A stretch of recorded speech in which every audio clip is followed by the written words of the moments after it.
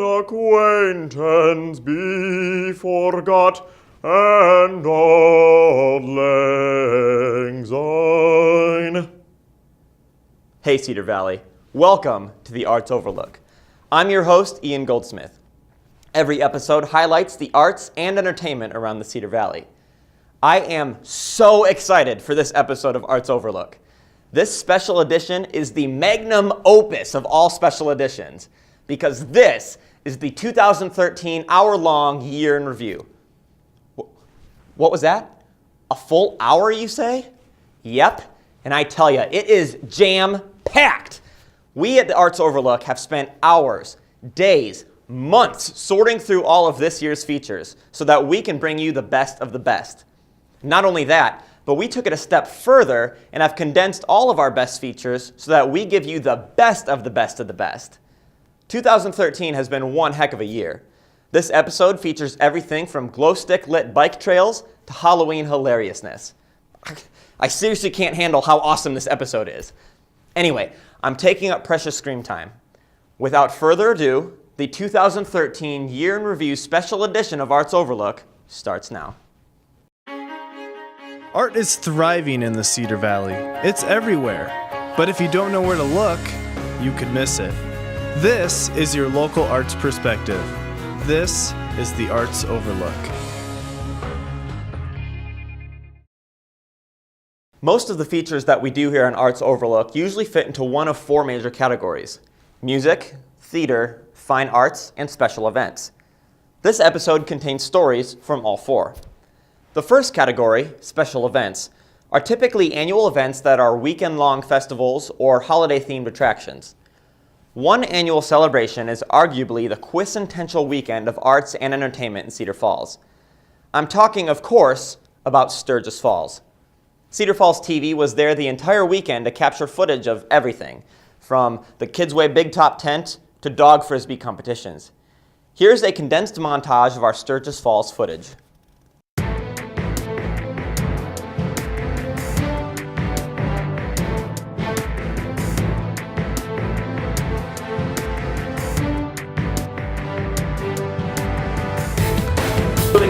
You are about to see. Whoa!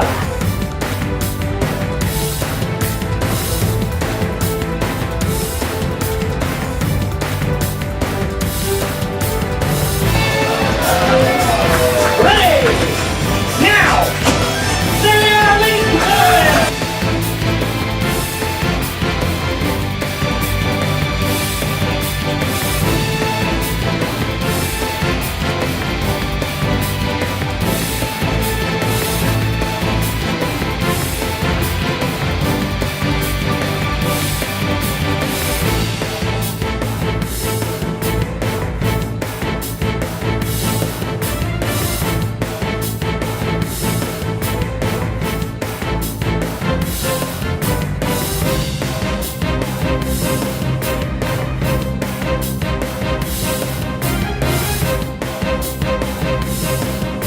I'm trying for real. If I get it, you have to clap. If I don't get it, you have to call 911. We're juggling with the unicycle. What, so right? Okay. Stay in school, kids. You don't want to do this for a living. I get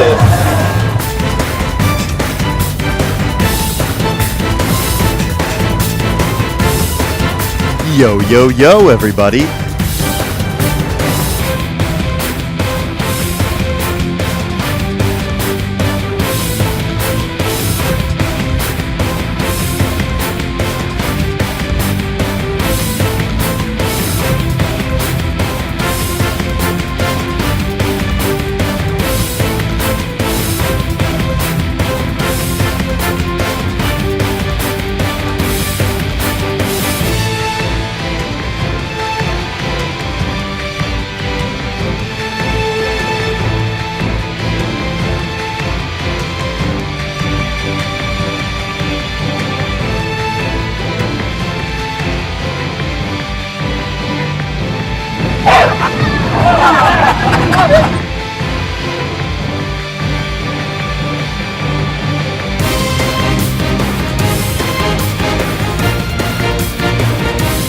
Ladies and gentlemen, start your engines.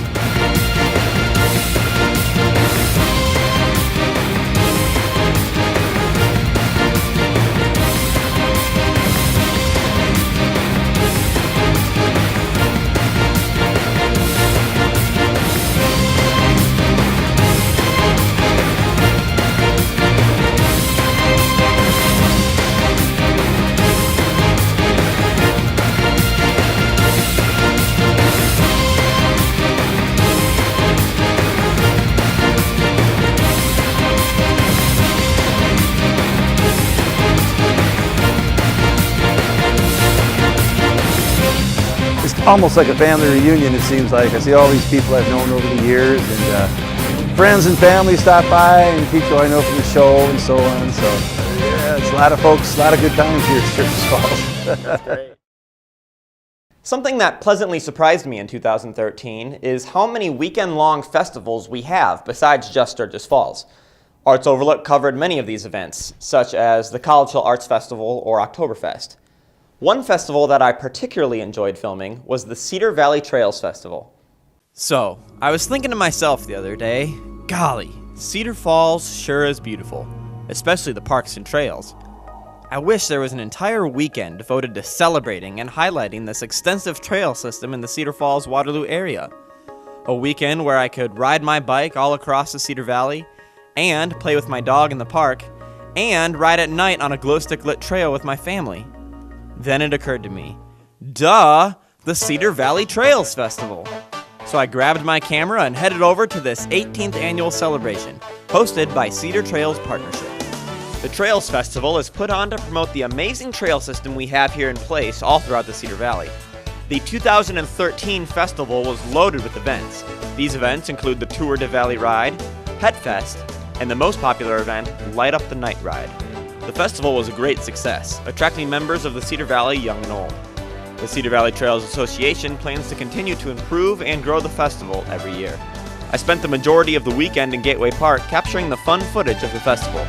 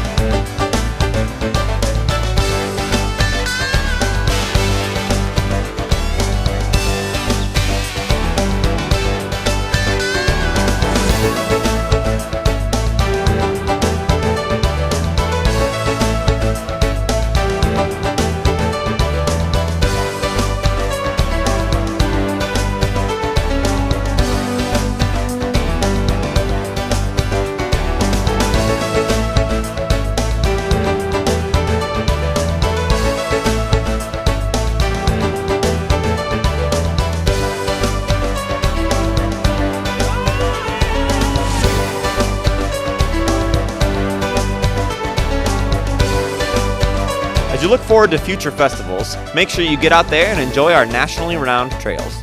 For Arts Overlook, I'm Ian Goldsmith. One of the more unique festivals that we covered this year was a Halloween-themed weekend that really made me feel alive.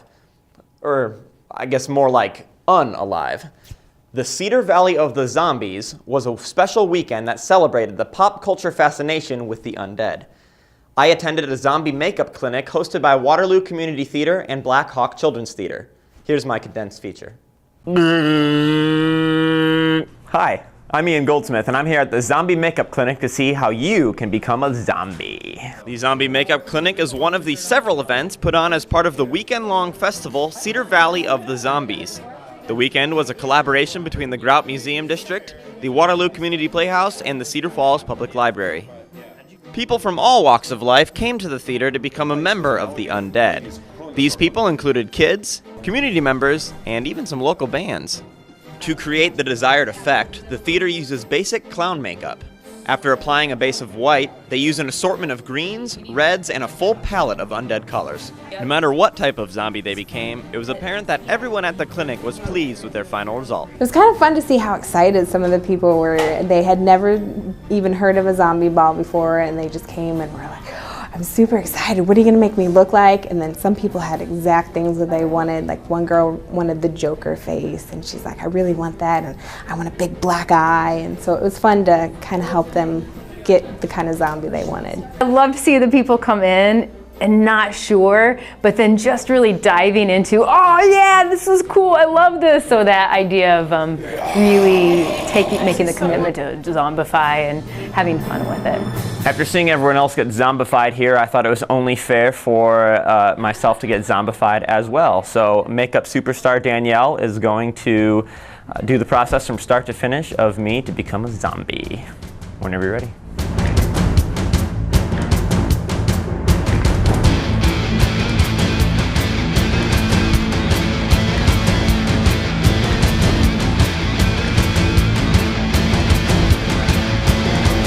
This stuff kind of smells.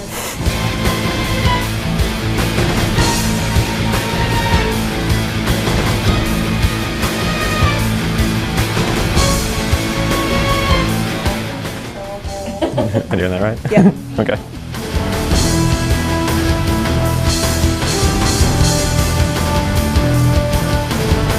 Thank you. She said I have the perfect nose to be zombified.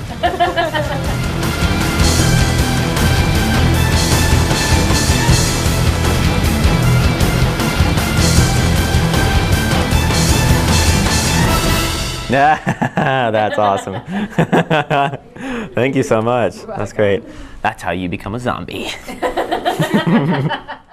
Once we were all fully zombified, we headed over to have some fun at the zombie ball held at the Waterloo Amphitheater.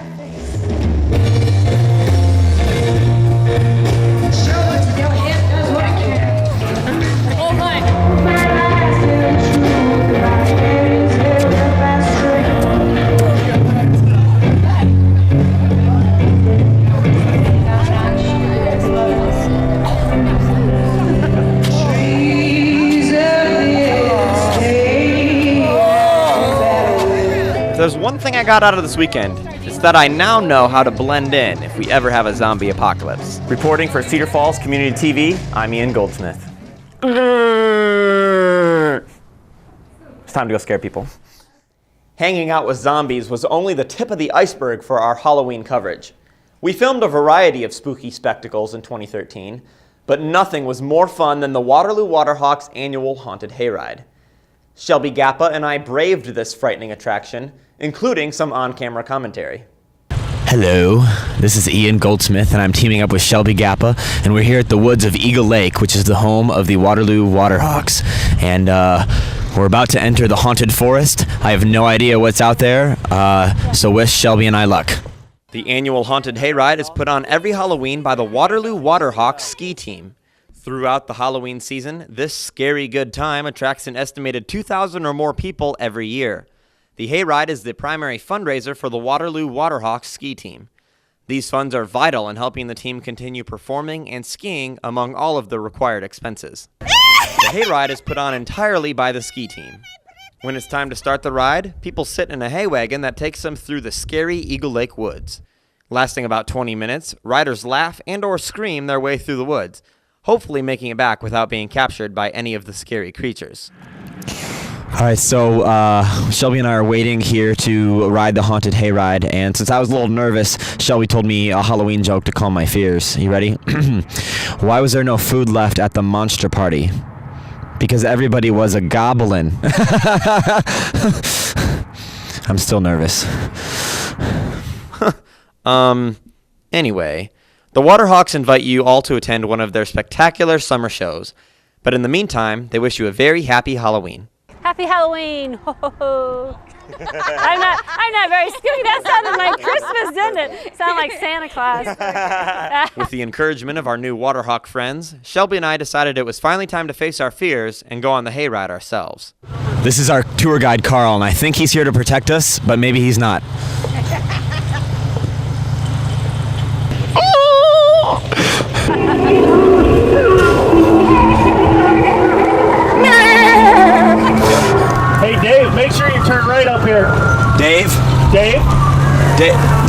Dave, that is a left. Dave, turn I'm right, pretty turn sure we're right going now. left.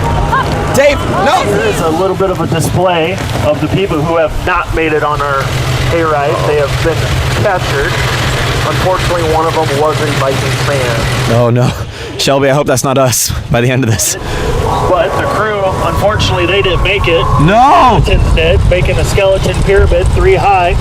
No water needed.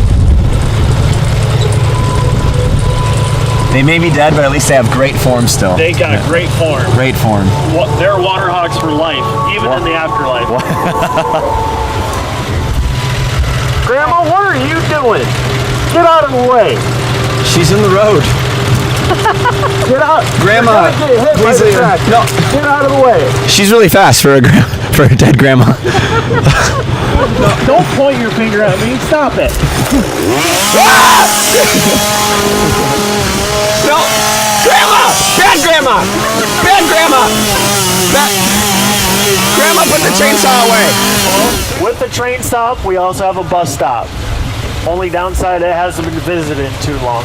They just never left. They're so old, they're still here.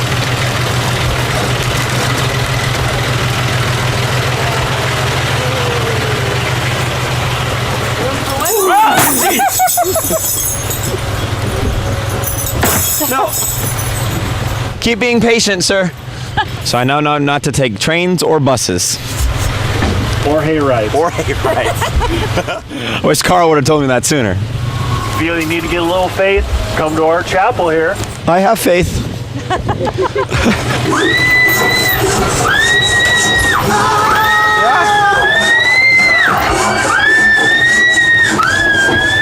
Chopping them up good. I have no words. I have no comments to that. There's none to that one. There's just none. Come and get them, boys. Come and get them. No, don't come and get them, boys. No, stay off of the wagon. That's not okay. Hammerman!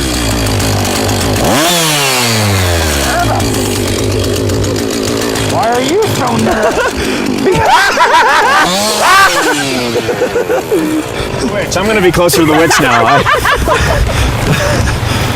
I think we got out alive. We're almost here. Wow. We made it, Shelby. We made it. Well, Shelby and I did make it out okay. I mean, obviously, since you're watching this on TV right now. Or did we make it out okay? We made it. That's it. Shelby and I made it out alive. We were both pretty nervous. Shelby, in particular, did not really like the witch. So we were... What? Shelby? Shelby? Reporting for Cedar Falls Television, I'm Ian Goldsmith. Shelby? Whew. That was a close one. After 3 days of searching, we finally found Shelby. I'm happy to announce that she has successfully returned to anchoring City News. Let's move on to our second major category, theater. Arts Overlook previewed a load of theater productions in 2013. Between the Osterregent Theater, Theater UNI, Lamppost Theater, and Waterloo Community Playhouse, it seems like there's a new show to see every single weekend. Here is a power montage of 10 different shows that we previewed this year.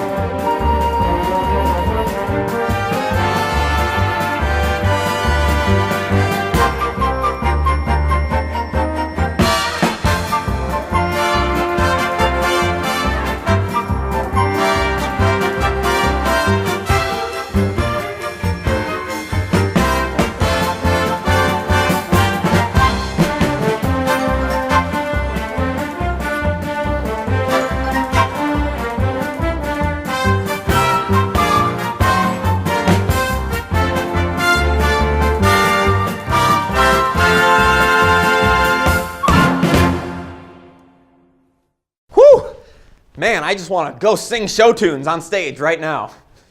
We were provided with endless theatrical entertainment this year, but there was one show in particular that truly touched our hearts and minds. This biannual production is unlike any other production in the Cedar Valley. It really reminded me the positive power that theater can truly have. Here is my condensed feature on Peter Pan by director Greg Holt and the clients of North Star Community Services. North Star is a day facility for differently abled adults who can get together and they work on art projects and music projects. There's a variety of activities that they can do. But it's a place that they can go and they can play and they can learn and spend time with their other peers. We were looking for a show that would involve lots of people. It's a production that allows the people with North Star to get up and get involved in the play. There's people like me, college students, and the people that are there also, who get to interact with us on stage and they get to sing, and it's really exciting for them because it's something they love to do. Peter Pan is a nice idea. It works well for that because we have the Lost Boys, and we've got the Indians, and we have the pirates, and we have the family members and mermaids, and so all those give a lot of opportunity to a lot of people. And it's a bouncy musical type thing, and it's sort of a fantasy world. Fantasy world's always kind of fun to go to. I feel like there's a lot of imagination at North Star, and it helps. I didn't know what it was exactly, and Greg asked me to do it, and I was like, sure. And so he's like, this might be kind of different and kind of weird at first, and I was just like, okay, I kind of went with it, and I loved it. That's why I came back every single year. Well, most shows you rehearse for about a 6-week period. If it's a musical, sometimes an 8-week period.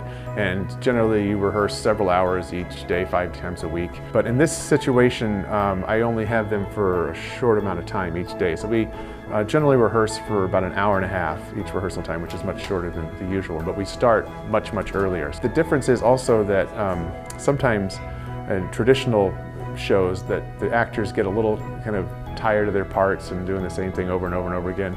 But what I found with folks at North Star is that they don't get tired of doing the same thing over and over again. They just get so excited about the chance to get up and do it. It's very thrilling. You never know what's going to happen. And with the North Star productions, you always know it's never going to be the same, and something always is going to happen. I had to start thinking outside my parameters a little bit and kind of figure out how to make this work. I take a couple of folks who are experienced actors in the area and bring them in for some of the lead roles. Sometimes we can use the clients at North Star. I think what's exciting for the folks at North Star is that they get a chance to work with these folks from the outside that don't normally come in and work at North Star. And it's also exciting for these actors to get a chance to see what true passion on the stage is about. And the clients, they just really genuinely get very thrilled about the chance to get up and do something. The other thing I found is that sometimes in a traditional sense, if you don't give somebody the lead role, they're like, oh my gosh, I didn't get the lead role. In this, they're glad to play anything. This one guy last time played a pile of money and he was thrilled, playing a pile of money. We got people playing trees in this case. Some people just on stage, just for a real quick moment, but they're just thrilled. Their one moment on stage is just riveting. And from everything that I've read and understand is that once they do their show on that night when they do their show at Gallagher Blue Door, and all the lights are up and all the costumes are up and all their friends are out there, and you get to see them when the show is over and their families and friends are surrounding them and they're just sitting there kind of like beaming in their costume. It really is an experience that would be akin to you or I being at Broadway or something like that, just hitting the most pinnacle moment you can think of. They look forward to doing this every year and they get so excited, and it makes me feel so good because it's like I'm doing something good for them, and we've created this friendship through that, and so it's really nice that I can see these guys on the streets now and go up to them and be like, hi, and then normally they'll call me by my character name, which is fine, but it's like, oh, I'm so excited, remember when we did Alice in Wonderland, and it's so neat. But really this reminds me that it's really an experience for the audience and for the actors, and when it works out in a perfect symbiotic time, that it's something that both the audience and the actors are sharing this moment together, and it's never clearer than with the folks at North Star. 2013 wouldn't have been complete without coverage of our third major category, art, which makes sense considering our show is called Arts Overlook. There are several opportunities for local artists to display their great work in places such as UNI, the Hearst Center for the Arts, College Hill Arts Festival, and Artapalooza. We had the pleasure of sitting down with one young artist from Artapalooza to hear about her background, her philosophy, and her photography. Here's the feature on Miss Honor Heindl. Honor Heindl has been doing her own photography since high school, which began with journalism and yearbook. She started college at the School of the Art Institute of Chicago to study photography, but she soon decided to transfer to Bethel University in Minnesota to major in reconciliation studies. Honor has been completely self-taught in photography, which makes her work that much more impressive. I think there's a lot of value in learning it formally and learning all the specific mechanics and how your camera works. That's really important actually, but I think it's also kind of cool to be able to do it without all of those just having this formula to get a shot. Rather, it makes it kind of more, I think it's more fun sometimes. Ever since Honor began doing photography, she has had a presence at the annual Cedar Falls event, Artapalooza. I've been doing Artapalooza for this will be my 7th year, and I don't really know how I got into it. I don't know if my mom's been a really good, she supports and kind of pushes me into a lot of things in a good way. And so I think she probably told me I should apply to this. And it's been a really cool experience.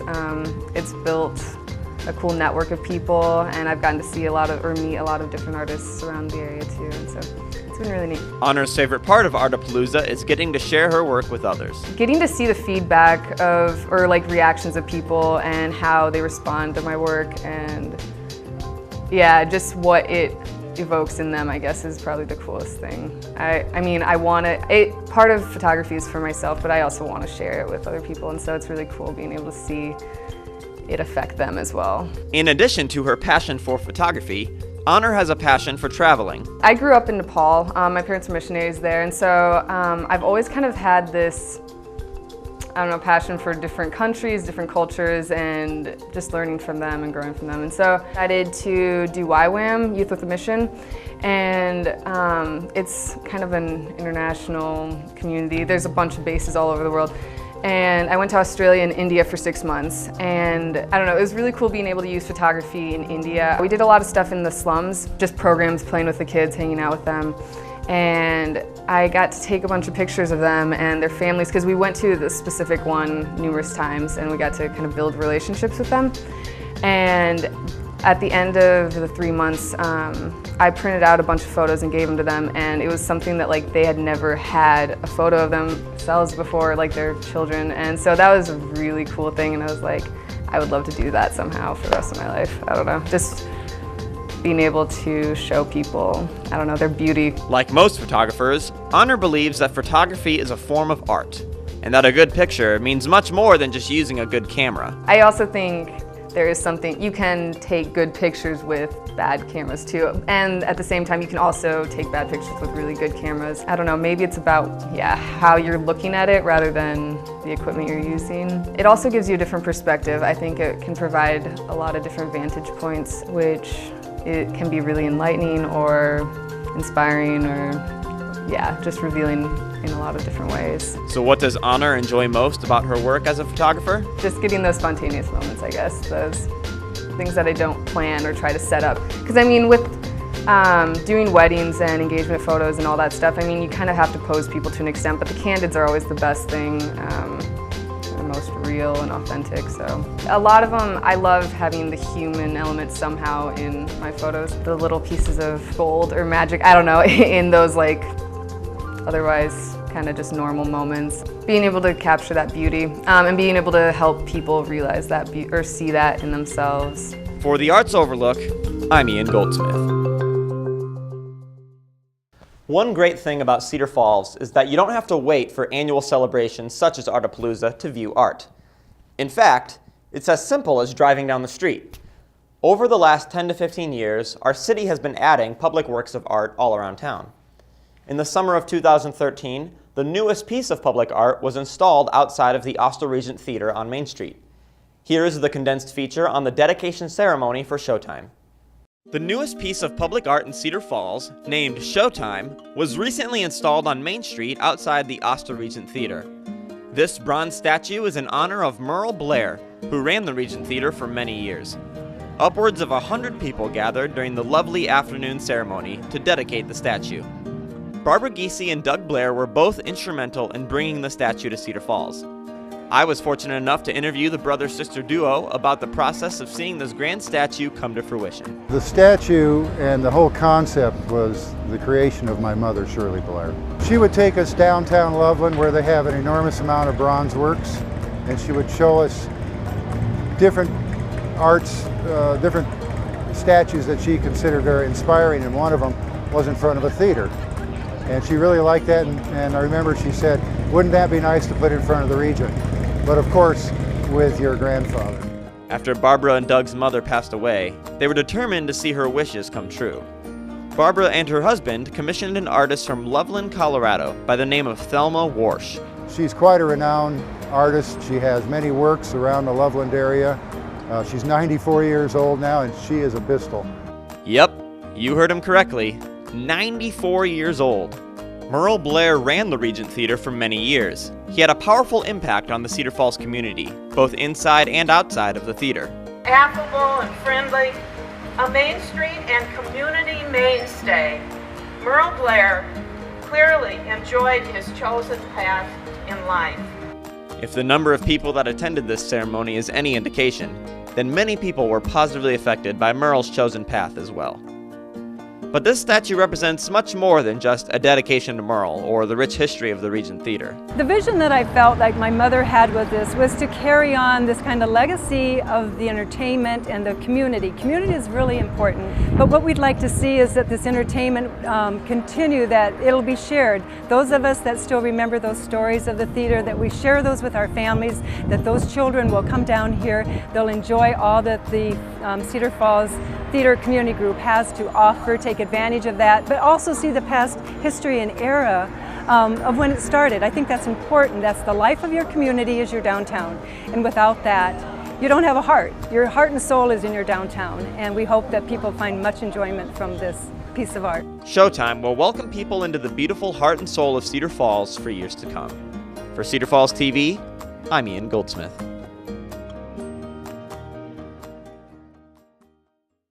The heart and soul of Cedar Falls wouldn't be the same without our fourth and final category, music.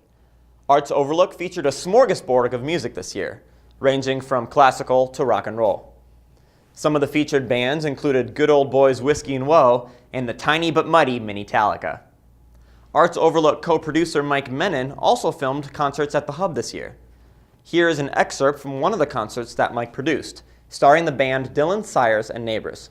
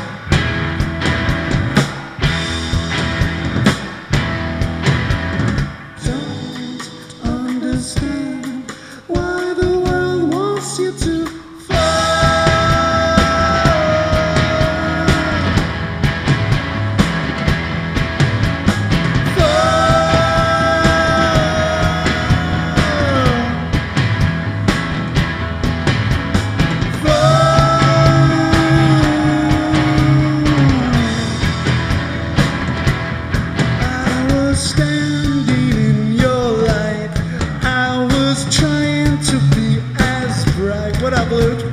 They don't know that you.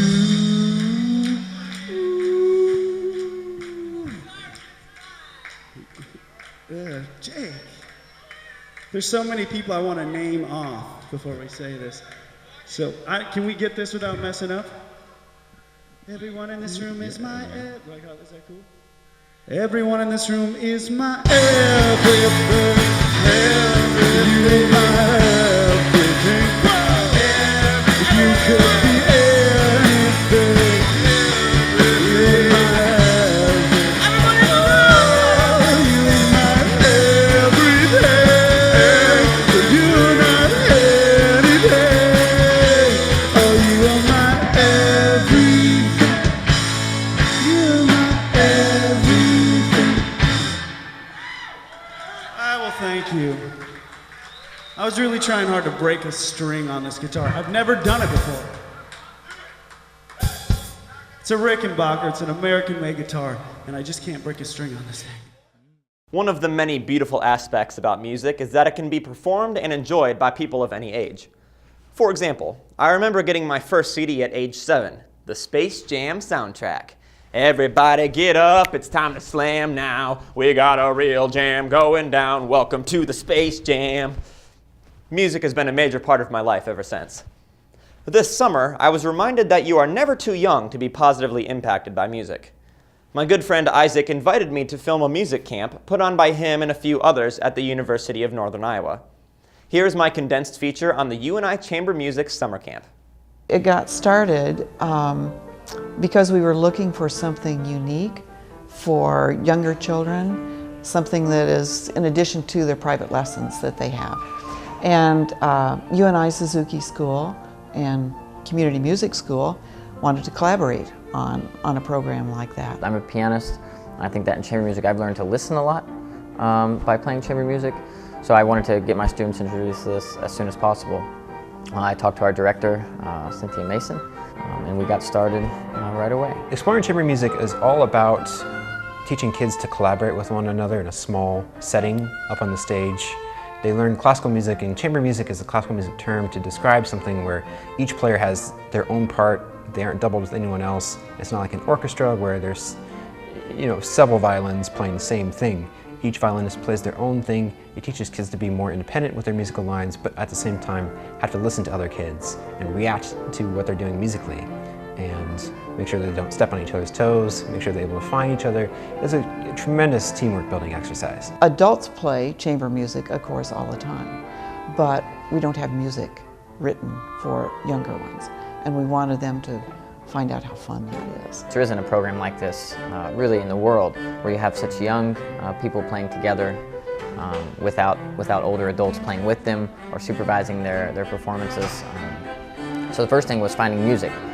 We had Seth Butler, a composer and a student at UNI at the time, and Isaac Broxius, a composer and student at UNI at the time as well, who agreed to do a bunch of free scores for us. The chance to get to know the kids while I'm writing the music for them is tremendous, because I will just write their names in their score. Rather than piano and violin, Susie, Kelly, I put their names on the staff, and I can tell that the kids really enjoy that personalized product. They can tell that the piece is written just for them, and I think they pour their hearts into it even more because of that. We have auditions, recorded auditions, but it's not for admission. It's only for so we can place them in a group that's similar age and similar skill, so that everyone can work together on the same level of piece, and that no one is bored, but everyone is pushing themselves to the fullest to get the best experience. So everyone who applies is admitted, which is something I'm very proud about with this program. That's one of the central ideas to this whole camp, is that so rarely do students get to collaborate in such a way when they're this young. So yeah, we have a big age range. In general, it's the idea, I believe, of music being a great leveler and something where you can communicate with each other through that and get to know each other. Everyone plays sports in our society, and chamber music is the equivalent of that. It requires, a great pianist or a great violinist, great musician in general. They're athletes. And I think just this setting in this camp allows students to see their future selves quite well. I love basketball. I'm a huge basketball fan. I love watching it, I love playing it. But if I had never watched Michael Jordan dunk, I would never have lowered my rim to dunk. These kids come to exploring chamber music, and I think they see their future selves. They can see themselves dunking eventually, the music equivalent to that. I don't particularly agree that a camp like this is only for the child who has this burning desire to become a professional musician at age, 10. I think it's for everyone that enjoys music at all. The point is that you can enjoy playing music together, and it broadens your horizons. It's very good for having to focus mentally, getting along with each other, setting a goal of we're going to prepare this piece, so we have to practice. All of those good life skills too. So that's why I think it's important. And just to watch all the smiles, and the parents are excited. Everybody's excited to share the music that they have learned all week. And I think it's just seeing how music can bring a diverse group together on the same playing field and be happy about it. We're having it next year, so hope to see a bunch of new fresh faces as well as returners next year as well.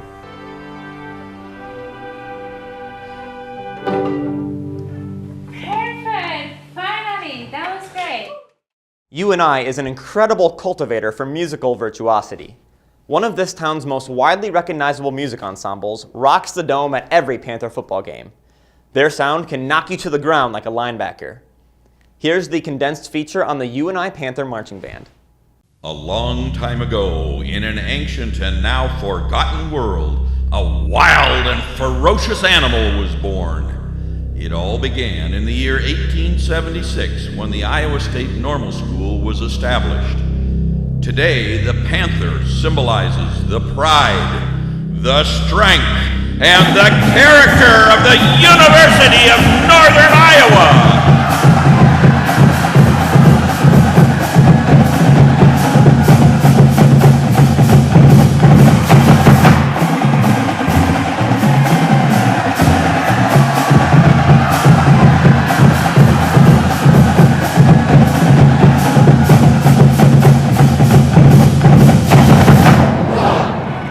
The Northern Iowa School of Music is proud to present 280 members strong, the largest band in UNI history, your very own UNI Panther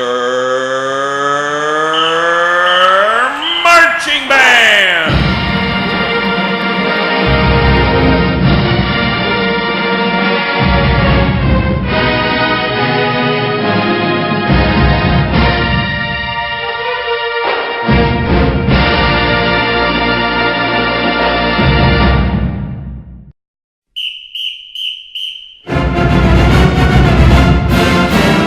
This is the UNI Panther Marching Band, or the PMB for short.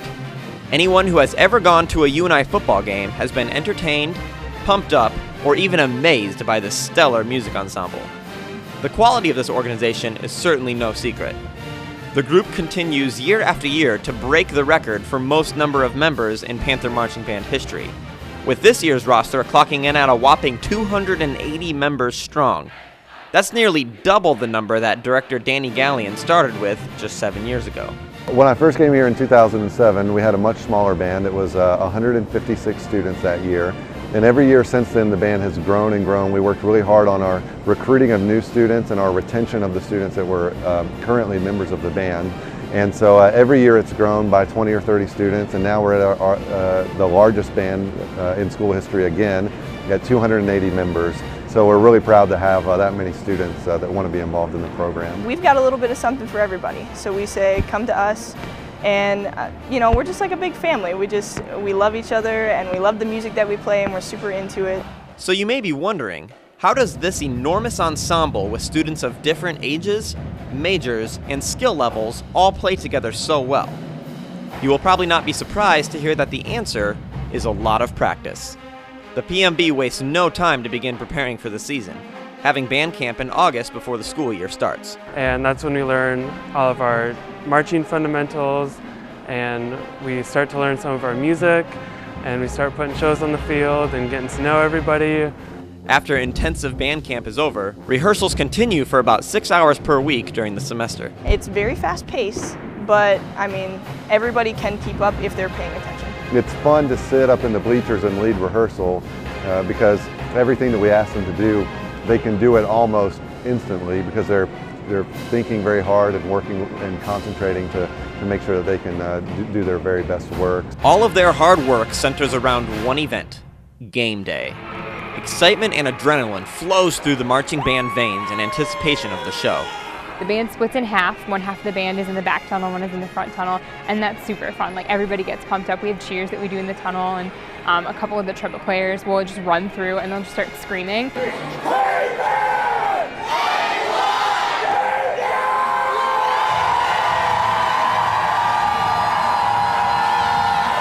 The atmosphere that we have here in the Unidome is just unbelievable. The energy is crazy and you get so pumped up before anything even starts. Once the drum line hits that first downbeat, it's go time. And then there's screams from everywhere and the crowd's going nuts. The older students and I have tried to explain to the new students what it's like when the stadium is filled with people and when they run onto the field for the first fanfare of the pregame show. We try to explain that all the students are standing and cheering and that it's really a very energetic crowd. But no matter how much we try to explain it to them, it doesn't ever match the real thing. Every time, just like getting on that field before run-on, it still just gives me goosebumps, and it's such an adrenaline rush. Every time we hit that first note, I'm like, this is what I went to college for. You know, this is why I came to UNI, to be in this band right here, listening to this note in front of everyone right now. After pregame, the band spends the majority of the game rocking out in the stands as they cheer on the Panthers and pump up the crowd with their pep music.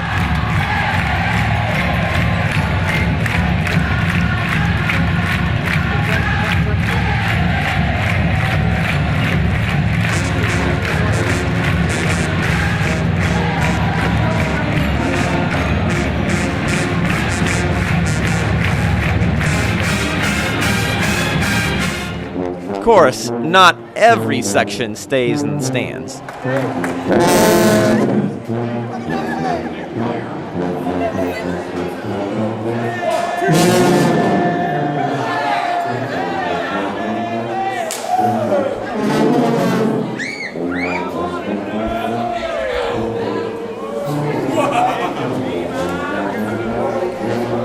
As the team takes the locker room at halftime, the band claims the stage, ready to unveil their new show of the week.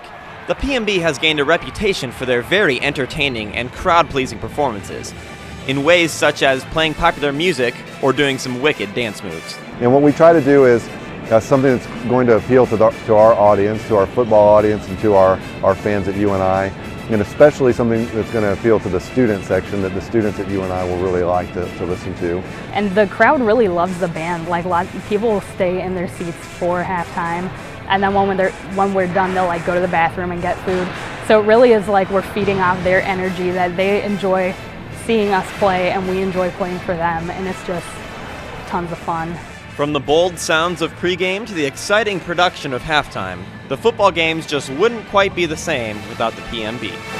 As far as why the PMB is so enjoyable and unique, the students almost unanimously credit their success to Dr. Gallion. Although Professor Gallion's impact is obvious, he certainly doesn't like to toot his own horn. No pun intended. I think that one of the reasons that I've been successful here at UNI is because of the positive relationship and interaction that I've had with the students. I feel that they are so strong and so dedicated and responsible and mature that I can turn over a lot of the decision making to them, and they really thrive in that kind of environment. So being able to share a lot of the decision making process with the students has really been very successful for us. And we hope that they will see that anything that's worth doing in life requires work and a little sacrifice, and that hopefully by the end of this journey they'll feel like they've really accomplished something special. But what's the most resounding thing that the students love the most about PMB? My favorite part about PMB is the people. You just become a family, and so it's really neat to see how you can use these interactions from this one organization throughout all of campus. And it's just nice to be able to connect with other students that from tons of other majors that I didn't even know. So it's just a big family, and we legitimately care about each other. Overall, the experience is just amazing, and I will definitely remember it for the rest of my life. For Cedar Falls Arts Overlook, I'm Ian Goldsmith. Well, we're approaching the end of our show.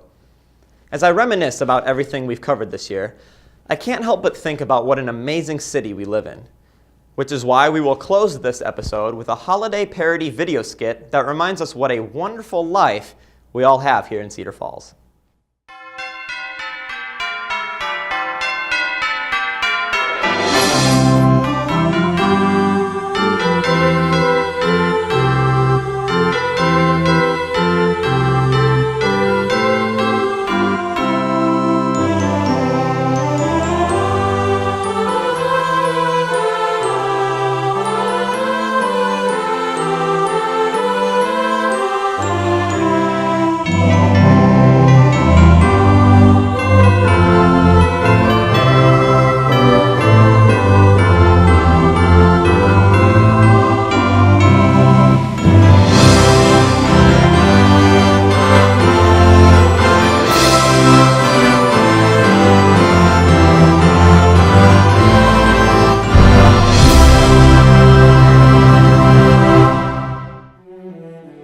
Brian, it's time for a Christmas story.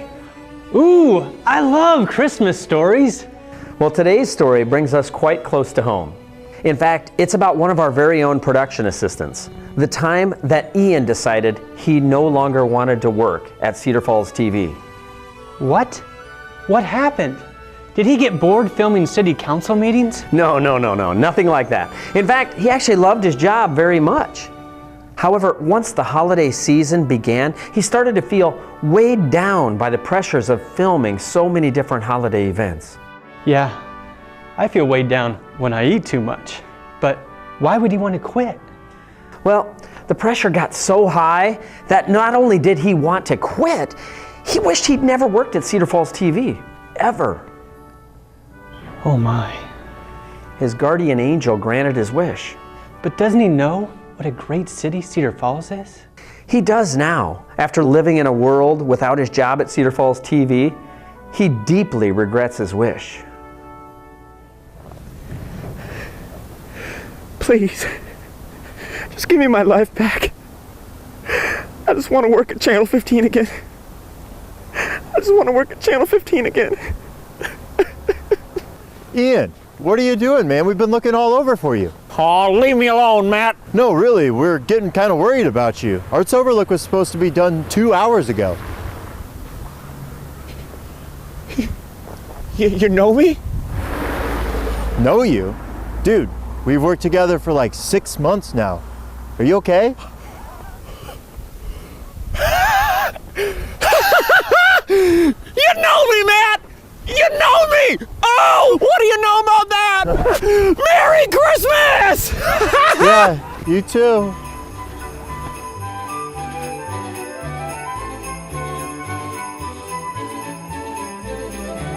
Yay! Merry Christmas, Cedar Falls!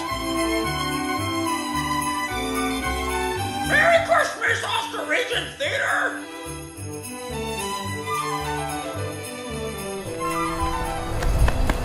Merry Christmas, you and I! Merry Christmas! Merry Christmas!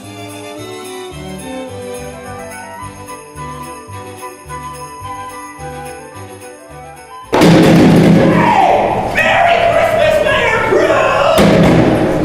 Who is that guy? What's that all about? Oh, hello, you old studio. Oh, I could kiss you. Oh. Valley singers hit the stage at the Hearst Center for the Arts this past weekend as they brought the sounds of life. Bridgett! Hey, Merry Christmas!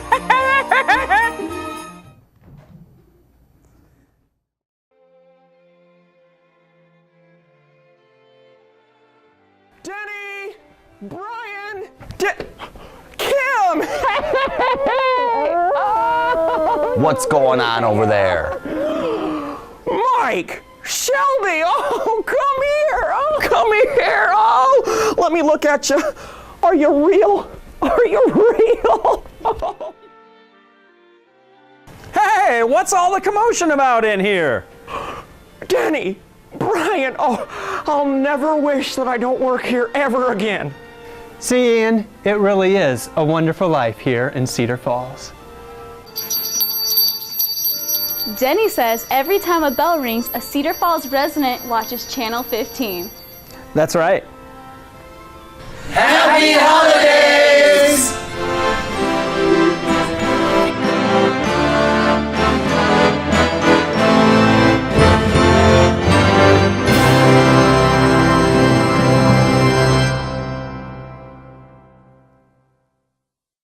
That does it for us on our 2013 Year in Review. In closing, I'd like to include a very special thank you. Thank you, the audience. Every day with my job, I am inspired by the incredible people in our city and in our world. Artists, musicians, entertainers of every kind. For all of us entertainers who seek to inspire and amuse, it would mean nothing without having an audience to enjoy it with us. With that said, I thank you for partaking in this journey with us and for making 2013 a very, very special year. I can't wait to see what 2014 has in store. I'm Ian Goldsmith, and until next time, thank you for watching.